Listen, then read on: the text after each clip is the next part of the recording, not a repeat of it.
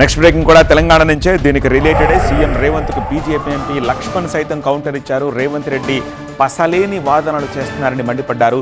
మహిళా reservation bill అడ్డుకోవాలని చూస్తున్నారంటూ ఆరోపించారు.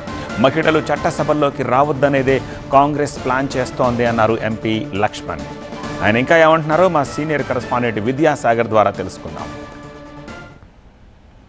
డీలిమిటేషన్పై CM Revanth Reddy చేసిన వ్యాఖ్యల మీద మనతో మాట్లాడేందుకు బీజేపీ రాజ్యసభ సభ్యులు లక్ష్మణ్ గారు ఉన్నారు. సార్, ఎలా చూస్తారు? ఎంపీలు మంత్రులు అందరితో కలిసి సీఎం ప్రెస్ మీట్ పెట్టి మరి డీలిమిటేషన్తో దక్షిణాది రాష్ట్రాలకు కేంద్రం అన్యాయం చేయబోతున్నట్టు చెప్తున్నారు. ఎలా చెప్తారు? చాలా స్పష్టంగా జనాభా ప్రాతిపదికన నియోజకవర్గాల పునర్విభజన జరిగితే దక్షిణాది రాష్ట్రాలకు నష్టం జరుగుతుందని భావించే ఉన్న సీట్ల నిష్పత్తికి అనుగుణంగా ఇవాళ సీట్ల సంఖ్య పెంచాలని, ఖచ్చితంగా 2029లోనే మహిళా బిల్లు మరి చట్టసభలో 33% వాళ్ళకు అవకాశాలు కల్పించాలని తీసుకున్న నిర్ణయాన్ని కాంగ్రెస్ ఎందుకో మహిళలు చట్టసభలో రాకుండా అడ్డుకునే దానికి ఏదో బోడిగుండుకు మొఖాలు లింకబెట్టి దాన్ని వాయిదా వేయాలనేటువంటి విజ్ఞప్తులే తప్పితే హైబ్రిడ్ మోడల్ అంటే జిఎస్డిపిని పరిగణలోకి తీసుకొని సీట్లు పెంచాలని కోరుతున్నారు. మీ హైబ్రిడ్ మోడల్ అంతా కూడా మహిళలను చట్టసభలో అడుగు పెట్టకుండా ఉండేదానికి పన్నుతున్నటువంటి పన్నగంలో ఒకసారి మీ అధ్యక్షుడు తొందర ఏమొచ్చింది, ఈ బిల్లు మళ్ళీ దాన్ని సవరించడానికి నింపాదిగా చేసుకోవచ్చు కదా అంటూ ఇప్పటికే 30 సంవత్సరాలు దాటింది ఈ బిల్లు మరి అమలుకు నోచుకోకుండా.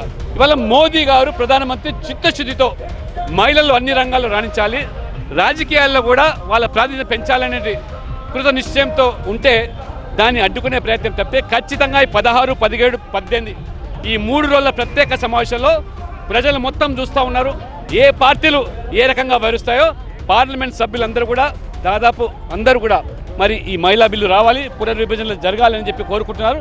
ఖచ్చితంగా మోదీ ప్రభుత్వం మహిళలకు ఈ 3 రోజుల సమావేశంలో న్యాయం చేసి తీరుతుంది. బీజేపీకి మహిళల పట్ల అంత చిత్తశుద్ధి ఉంటే ఈ 40 ఏళ్లలో పార్టీకి ఒక్క జాతీయ అధ్యక్షురాలను కూడా మహిళను ఎందుకు నియమించలేదంటూ క్వశ్చన్ చేస్తున్నారు. అప్పుడు ఏదైనా మాట్లాడండి కానీ ఇప్పుడు మీద మహిళల మీద ప్రేమ ఉన్నట్టు ఎందుకు చెప్తున్నారు?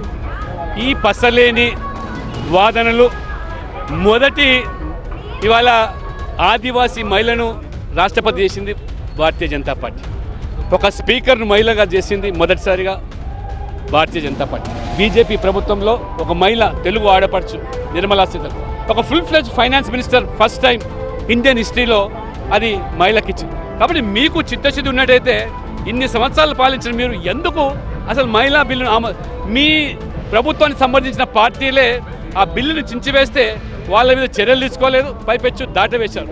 ఇవాళ మోదీ గారు అటువంటి పార్టీలను కూడా ఏ పార్టీలు అయితే వ్యతిరేకించాయో అడ్డుపడే వాళ్ళను ఒప్పించి వాళ్ళ మహిళల కోసం ఒకటిగా వాళ్ళందరూ చేసి బిల్లు ఆమోదం చేస్తే పాస్ అయితే దాన్ని అమలు చేయడానికి ఎందుకు ఇంకా మీరు మళ్ళీ వాయిదాలు కొడుతున్నారో ఇవాళ ప్రజలు ఆలోచన చేస్తూ ఉన్నారు. సీఎం రేవంత్ రెడ్డి ఆరోపణలు ఎందుకు చేస్తున్నారో అర్థం కావడం లేదు. ఒక పసలేని వాదన తీసుకొచ్చి మహిళా రిజర్వేషన్లు అడ్డుకునే దిశగా కాంగ్రెస్ కుట్ర చేస్తుంది. అందులో భాగంగానే సీఎం రేవంత్ రెడ్డి చేస్తున్న వ్యాఖ్యలు ఉన్నాయంటూ కూడా బీజేపీ ఎంపీ లక్ష్మణ్ చెప్తున్నారు. కెమెరామెన్ శేషుతో విద్యాసాగర్, టీవీ హైదరాబాద్.